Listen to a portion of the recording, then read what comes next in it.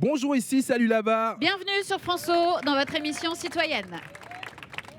Flash Talk, vous le savez, c'est un vrai forum posé au milieu de la ville et de ses habitants. Aujourd'hui, on est à Paris, place de la République, et nous parlons de féminisme. Et oui, plusieurs mois après le déferlement Balance ton port, où en sont les rapports hommes-femmes aujourd'hui, on en a débattu toute la semaine dans Flash Talk. Et c'est maintenant le moment des Clash Talk, débats, deux points de vue opposés vont s'affronter en face à face. La première question concerne, Sonia, les écarts de salaire entre les hommes et les femmes. Et oui, 25% en moyenne, je le rappelle, une tendance dure qui ne baisse pas. Le gouvernement propose de s'y atteler et propose notamment de pénaliser financièrement les entreprises. Alors, pas tout de suite, à partir de 2022, une pénalisation qui pourrait aller jusqu'à 1% de la masse salariale dans les entreprises. Alors, faut-il pénaliser financièrement les entreprises qui ne respectent pas le principe à travail égal, salaire égal? C'est la question qui va opposer nos deux premiers débatteurs. C'est loin, c'est pas tout de suite, c'est pas demain, mais elle n'est pas d'accord. Peggy Sastre, docteur en philosophie, journaliste scientifique, blogueuse, notamment auteure de La domination masculine n'existe pas, et le dernier ouvrage, Comment l'amour empoisonne les femmes. Vous pouvez applaudir Peggy Sastre qui va venir s'installer sur le tapis. Et face à elle, elle est plutôt d'accord. C'est Rebecca Amsalem, la fondatrice des Glorieuses, la newsletter féministe lancée en 2015, qui a notamment aussi publié récemment Les Glorieuses, chroniques d'une féministe. Rebecca, vous pouvez applaudir aussi. Et elle est docteure en économie, me précise Rebecca. Une docteure en philosophie contre une docteure en économie, donc. Pour parler d'inégalité salariale, c'est plutôt cool. Allez, c'est parti. Alors, Rebecca, vous qui êtes pour, on vous laisse prendre la parole en premier. Pourquoi est-ce qu'il faut pénaliser financièrement les entreprises ? Évidemment, on rappelle les règles du jeu du Clash Talk. Vous parlez, vous essayez de vous convaincre, donc vous vous regardez dans les yeux, les filles. Rebecca, tu commences ? Ça marche. Alors déjà, c'est pas la question qu'on m'avait envoyée, mais ça fonctionne aussi. Ah voilà, tout est truqué dans cette émission, tu sais. En fait, le problème des inégalités salariales en France, on peut dire que c'est un problème parmi les autres sur le fait que les femmes et les hommes ont des positions profondément inégalitaires dans la société. Parce qu'on vit dans une société patriarcale où les femmes ont effectivement un certain nombre de droits, mais dans les faits, il n'y a pas une égalité réelle entre les femmes et les hommes. Le fait de pénaliser les entreprises pour arriver à une société où les femmes sont effectivement aussi bien payées que les hommes est effectivement un outil transitoire. L'idée, c'est pas de faire en sorte que ça reste pendant tout le temps, mais de faire en sorte qu'on arrive à un moment donné où les femmes soient payées autant que les hommes. Pourquoi est-ce que c'est important ? C'est parce que finalement, on a déjà essayé plein d'autres solutions. On a essayé le name and shame, dans d'autres pays notamment. On a essayé de faire en sorte que dans les conseils d'administration, il y ait autant de femmes que d'hommes pour pouvoir endiguer d'autres manières ces inégalités, et ça n'a pas marché. Le fait qu'il y ait des pénalités financières permettrait que les entreprises intègrent cette problématique-là et fassent en sorte qu'on arrive à une égalité de salaire, non pas dans 163 ans, comme le dit le forum de Davos, mais dans 10 ans, dans 20 ans. Parce que c'est une question qu'on peut régler facilement.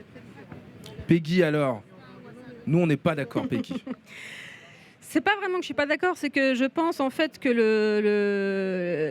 véhiculer comme ça des chiffres, comme dire qu'il y a 25% d'écart de salaire, en fait, sont très très fallacieux, parce que ça invisibilise en fait des différences qui ne sont pas dues à des discriminations, qui sont des différences d'ancienneté, de temps passé au travail, de charges que représente la maternité et la paternité, et ça c'est très marqué qu'en moyenne, un homme qui va avoir un enfant va travailler plus, alors qu'une femme qui va avoir un enfant va travailler moins.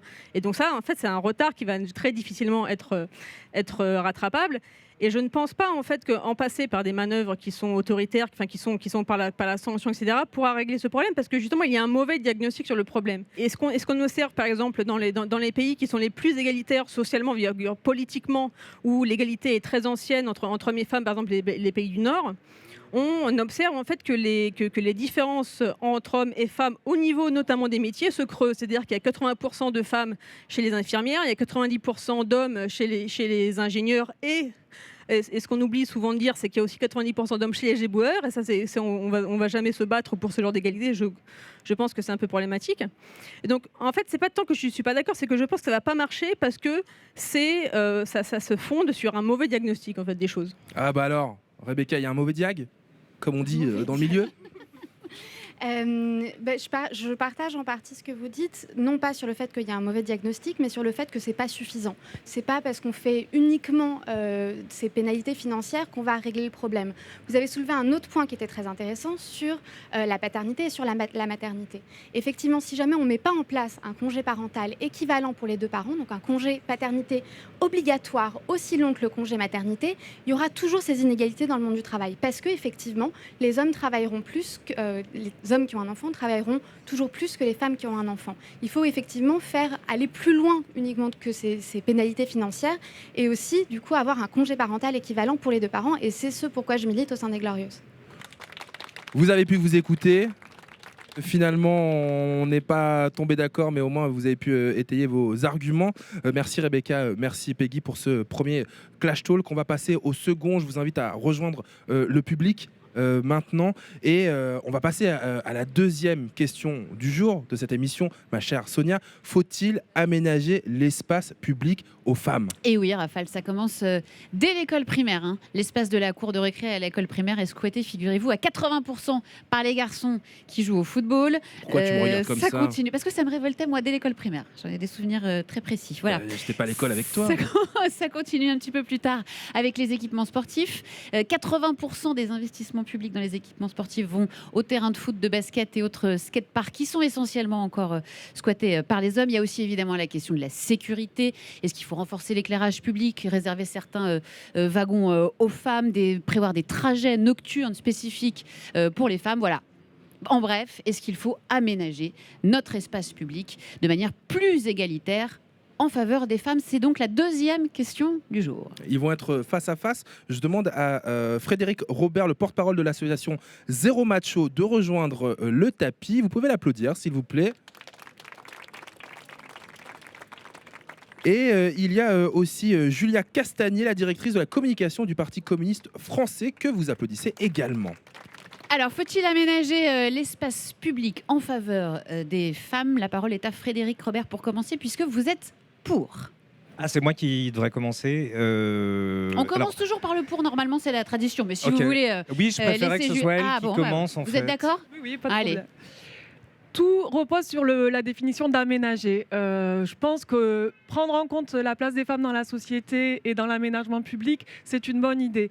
Mais si cet aménagement va jusqu'à réserver des espaces uniquement pour les femmes, alors moi, ça, je suis contre. Parce que dès qu'on va faire ça, en fait, on va faire un aveu d'échec sur le but qu'est le nôtre, à savoir une société d'égalité. Et en plus, on va faire porter à la femme l'idée que de toute façon, l'homme ne pouvant pas changer, on dit c'est à vous les femmes, en vous mettant de côté dans des rames de métro spécifiques, c'est à vous de régler le problème. Mais non, là on se trompe.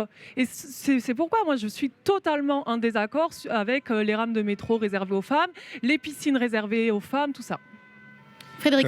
Moi, je trouve que c'est effectivement des bonnes illustrations. Moi, je suis à titre personnel effectivement contre une réservation aussi radicale.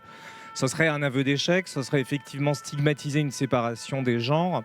En revanche, je trouve important de rappeler que l'occupation de l'espace public par les femmes et les hommes n'est pas égale. Le droit à la flânerie, les espaces sportifs, les espaces professionnels, parce qu'on peut considérer que l'espace public, c'est aussi les espaces professionnels, sont très inégalitaires et qu'il est urgent de les adapter aux contraintes spécifiques des femmes, qui sont des contraintes liées à la sécurité. Alors, on parle d'éclairage, de visibilité, mais c'est aussi les contraintes liées aux différences qu'il y a entre les hommes et les femmes malheureusement, dans, par exemple, le soin aux enfants et aux personnes âgées. C'est aujourd'hui, la majorité des enfants et des personnes âgées, ce sont les femmes qui s'en occupent. Je trouve nécessaire d'adapter l'espace public aux poussettes, aux fauteuils roulants, les transports, de manière à ce que ces trajets soient plus faciles pour les femmes et permettent aux femmes de sortir plus facilement. Ça ne veut pas dire que les hommes ne vont pas en bénéficier. On ne parle pas d'une séparation, mais on parle bien d'aménager l'espace public spécifiquement pour les femmes. Oh, il est fort quand même, hein. Oui, mais en fait, je pense qu'on est d'accord, plus ou moins. Mais l'idée que penser la ville de demain en y mettant des femmes va avoir un impact sur la société, c'est clair. Et donc, si on fait un aménagement urbain qui, entre guillemets, féministe, en tout cas qui prenne en considération la place des femmes, la sécurité des femmes, par effectivement les trottoirs, par l'éclairage, alors oui, on ira vers une société un peu plus progressiste, selon moi. Mais il faut vraiment qu'on en reste là. Parce que quand je vous entendais dire oui, on va faire des trajets nocturnes de nuit pour ramener les femmes, je sais que moi je pourrais les utiliser vraiment parce que tu te sens mieux, tu te sens en sécurité. Mais c'est quel aveu d'échec! La réalité, c'est que moi je rêve de pouvoir aller en boîte à Paris et sortir à 5h du mat et rentrer chez moi sans avoir cette boule au ventre que beaucoup de femmes connaissent et sans avoir à parcourir un trajet uniquement réservé aux femmes. Parce que là, ça serait faire un état de fait les violences masculines et le harcèlement de rue. Pour terminer alors.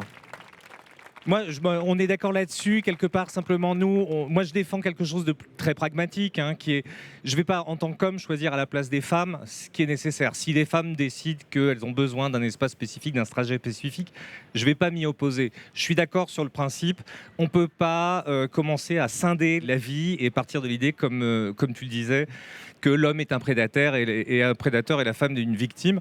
En revanche, adapter la ville aux demandes des femmes me paraît quelque chose d'essentiel et puis est souhaitable, et je pense que là-dessus on se rejoint. Et ben voilà, finalement, on va terminer cette émission et presque la semaine aussi nos débats avec des gens qui se sont mis d'accord. Et ça fait plutôt plaisir. Bah ouais, ça fait plutôt plaisir. Flash Talk, l'émission paritaire. Merci à vous tous d'avoir participé à ce beau débat toute la semaine. On s'est interrogé sur le féminisme à l'heure de MeToo et de Balance ton port toute la semaine sur François et la chaîne parlementaire. Heureusement, le débat continue évidemment sur les réseaux sociaux. #FlashTalk sur Twitter. Il y a Elodie qui nous dit le jour où les magasins arrêteront de faire des promos sur les aspirateurs, la fête des mères, ou que le rose ne sera pas la seule couleur des jouets dits pour filles, on aura culturellement réussi l'égalité homme-femme et le reste suivra. Peut-être. Peut-être, on espère. À très vite à bientôt, sur François salut. et la chaîne parlementaire.